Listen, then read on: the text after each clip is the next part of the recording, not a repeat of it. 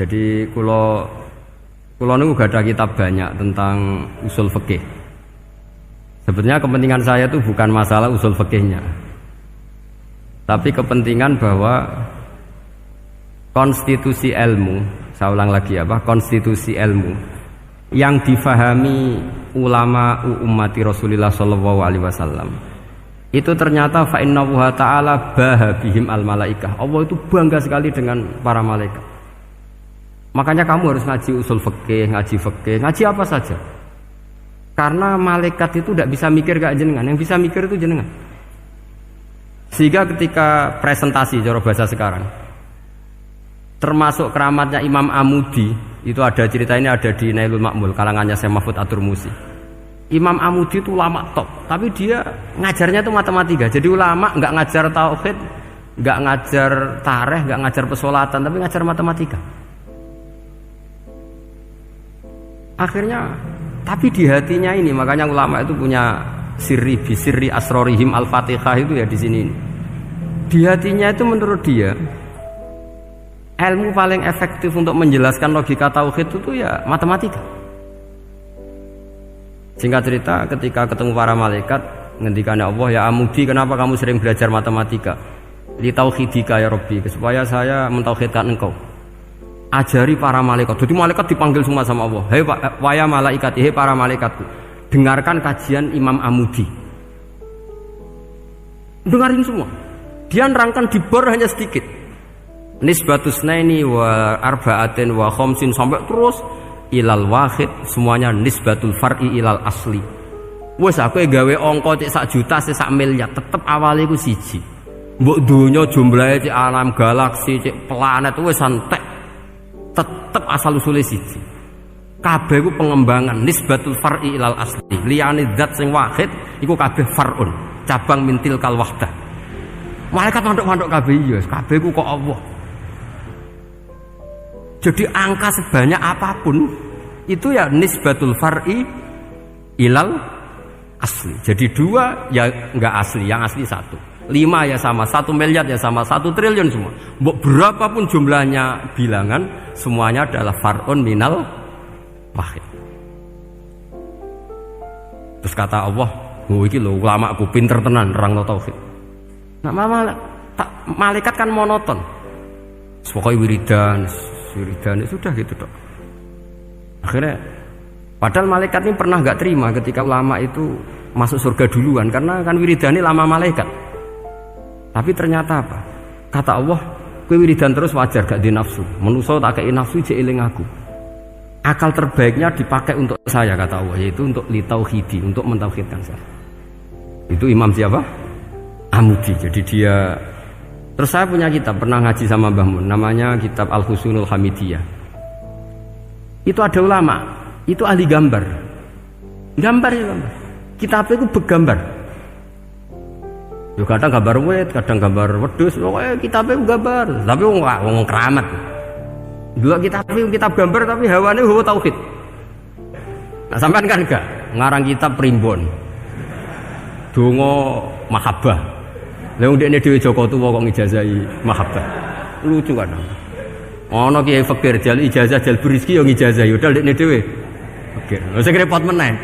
Wong ndekne dhewe ra cerdas ngijazahi ilmu laduni. Seribet Mas. Wong ndekne dhewe ra cerdas ngijazahi ilmu napa? Ternyata di akhir kitab itu dijelaskan gini. Fa inna hadhihi suwar, semua gambar ini awaluha min nuqtah wahidah. Awalnya adalah dari 1 titik. Jadi famadarul wujud adalah an-nuqtah, 1 titik. Nuqtatul wujud yaitu Allah Subhanahu wa taala. Mbok kowe gambar seruwet apapun. Wis aku gambar benang paling ruwet sing ra iso diurai. Awalnya 1 titik apa 2 titik? 1 titik. Makanya masyhur dalam dawuh para ulama, Quran dikumpulkan di surat Fatihah. Surat Fatihah dikumpulkan di Bismillah. Bismillah dikumpulkan di titiknya ba. Nah titik ba ini disebut bi kana makana wa bi yakunu mayakun. Karena lewat titik bi ini, karena saya yang ada menjadi ada, dan karena saya yang mau ada akan menjadi ada. Makanya semuanya itu kembali ke 1 titik, nuqtatul wujud. kayak apa ulama dulu. Jadi mau bismillah itu gak main-main kan. Bismillah itu eling bae. Bae ini nuqtatil wujud, bahwa kita benar-benar bertauhid. Mbok kayak apa buletnya gambar, mbok kayak apa ruwetnya, tetap dimulai dari satu titik. Mbok kayak apa jumlah angka-angka itu, dimulai angka 1. Nah, sampean saya harapkan nanti kalau ketemu Allah, itu Allah bangga dengan sampean kon mulang tauhid ning malaikat, orang ning TPQ kon mulang malaikat. Itu cita-cita terbesar saya, kepengen mulang malaikat. Mulang sampean wis bosen yakin wis, aku pengen oh keren, mulang. Ya, maksudnya aja malaikat kok Jibril, Mikail itu malaikat elit. Sing awam-awam ya sing mboten. Kalau malaikat ini papan atas niku pun alim banget. Saya kenapa ngomong demikian? Saya ini punya tafsir namanya tafsir Al-Qurtubi. Itu Imam Qurtubi termasuk tak anggap mufassir hebat. Beliau ketika ngendikan wa idz qala rabbuka lil malaikati, terus walhasil malaikat itu terus protes ataj'alu fiha may yufsidu fiha wa yasfikud dima. Itu kan ada pertanyaan di tafsir itu. Bagaimana mungkin malaikat itu protes kepada Allah, padahal malaikat itu terkenal loyal sama Allah, nggak pernah intervensi, nggak pernah gugat. Kenapa ini kok ada cerita malaikat kok gugat ataj'alu? Dari Imam Qurtubi, hum awamul malaikah, itu awamnya malaikat, bukan yang kayak Jibril, Mikail. Itu malaikat-malaikat yang nggak ada namanya, awam. Jadi jangan bayangkan yang protes itu kayak malaikat Jibril. Jadi harus dibedakan. Nah, saya ya tentu kalau ngajar malaikat ya milih yang ini, yang nggak jelas namanya ini sudah. Kalau Jibril ya nggak mungkin diulang, tuh sing nggawa wahyu. Apa alam Quran sepiro? Aku sing nggawa Quran ribet kan malah. Lah nek Israil mbok ulang tersinggung dipletok tanah tuntas malah ribet.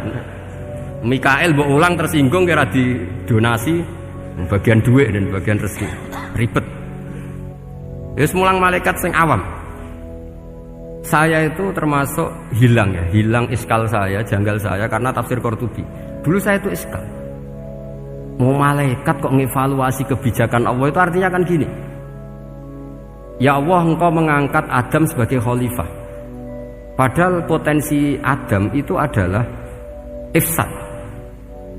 Ya, ataj'alu fiha may yufsidu fiha wa yasfikud dima. Kata malaikat, wa nahnu nusabbihu bihamdika nuqaddisu lak. Itu kan paradok, kalimat yang paradok. Paradoknya begini, ya Allah tolong evaluasi engkau ngangkat Adam sebagai khalifah. Potensi Adam adalah merusak bumi. Wa nahnu nusabbihu bihamdik, kita ini selalu mensucikan engkau. Loh, itu kan paradok. Kalau mereka mensucikan Allah, artinya mensucikan juga min ihtimalil khata'. Mensucikan bahwa Allah itu tidak mungkin salah. Lah ini bilang mensucikan kok. Saya mensucikan engkau Gusti, tapi kok dalam hal ini kok kayak jenengan itu salah gitu. Wong karwan Adam kok mbok angkat. Makanya Allah duka. Wong kowe ku jare maca tasbih kok ngevaluasi. Ya kan maknanya mentasbihkan Allah apa? Mensucikan dari semua kesalahan, kekurangan. Ini bilang baca tasbih kok nganggep Allah itu perlu dievaluasi kebijakannya. Tolong pikir ulang Gusti. Mungkin jenengan kurang detail kan kayak ini. Akhirnya Allah tersinggung. Masyhur itu di tafsir-tafsir. Meskipun tafsir itu sebagian Israiliyat, yang keterusan itu rodok Israiliyat, tapi cara kula rodok setuju kan? Israiliyat yang rodok gitu. Itu kan masyhur itu. Akhirnya lah apa alasannya Adam kok salah? Bani Adam tentu akhirnya Adam ini kemudian terganti ke Bani Adam. Dan itu jadi perdebatan ahli tafsir. Apakah dhamir itu harus kembali ke asal? Apa boleh ke pengembangannya? Misalnya Adam itu kan di situ disebut ataj'alu fiha may yufsidu fiha wa yasfikud dima. Padahal Adam yang nabi ini enggak pernah yusfikud dima. Enggak pernah yufsid fil ardi, juga enggak pernah wa yasfikud dima. Ya, saya ulang lagi, Adam yang nabi itu kan enggak pernah ngalami ataj'alu fiha may yufsidu fiha wa yasfikud dima. Berarti Adam ini nanti yang nakal, yang sampai senang berteman darah itu Adamnya apa anaknya? Anaknya kan? Itu jadi perdebatan ahli tafsir. Walhasil singkat cerita, malaikat ini tidak salah. Nyatanya kita tahu kan perang di Irak, di Syria, perang zaman Belanda, Bani Adam itu senang safkud dima. Tapi ternyata malaikat ini ditegur sama Allah. Yusbiya manusia itu salah itu di nafsu. Gue bener mergo ora takei nafsu. Masyhur terus dicerita Israiliyat itu ada malaikat, dia jajal Gusti. Ajal tenan dikei nafsu, medun ketemu wong adus langsung merkosa. Gawe anan sih, ora kenalan sih. Terus dari Allah, wah lumayan menuso, ana mukadimah ya ora-uran ae. Walhasil terus malaikat api terbang nggak bisa. Ini kata cerita Israiliyat, kamu harus menentang cerita ini. Tapi saya setuju. Singkat cerita, pertanyaannya adalah, mungkinkah malaikat melakukan kesalahan? Padahal termasuk salah adalah protes kepada Allah Subhanahu. Tadi dijawab oleh Imam Qurtubi, hum awamul malaikah. Itu awamul malaikat. Jadi kita harus membedakan malaikat yang papan atas, yang ashos. Kalau dalam tafsir modern disebut malaikat sing ashos, kayak Jibril, Mikail. Ada malaikat awam. Nah, yang awam ini ya biasa. Yang bilang qalu ataj'alu fiha ma yusidu fiha wa yasfikut wa nahnu nusabbihu bihamdika nuqaddisu lak. Itu kan paradok. Paradoknya, ya Allah, engkau mengangkat Adam jadi khalifah itu kayaknya salah. Harusnya kan ngangkat kita, karena kita ini yang selalu mensucikan engkau. Loh, mensucikan Allah, kok nganggep Allah mungkin salah dalam bikin keputusan. Makanya hati-hati kalau baca tasbih. Kalau baca tasbih, kalau Allah Maha Suci, ya sudah suci dari segala kesalahan, kekurangan.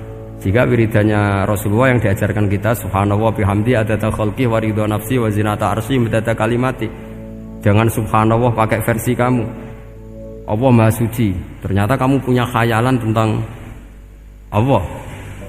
Nah, kalau khayalan kamu salah, berarti mendudukkan Allah tidak sesuai sifatnya Allah. Makanya ahli tauhid terus punya satu pakem ilmu yang namanya ma khatara bibalika fa wa bi khilafi dzalik. Apa yang ada di hatimu bahwa Allah seperti ini, hakikatnya Allah tidak akan seperti itu, karena Allah mukhalafatul lil hadis. Karena ini masalah-masalah sensitif. Dan itu yang salah, saya ulang lagi, awamul malaikah. Kata Imam Qurtubi siapa? Awamul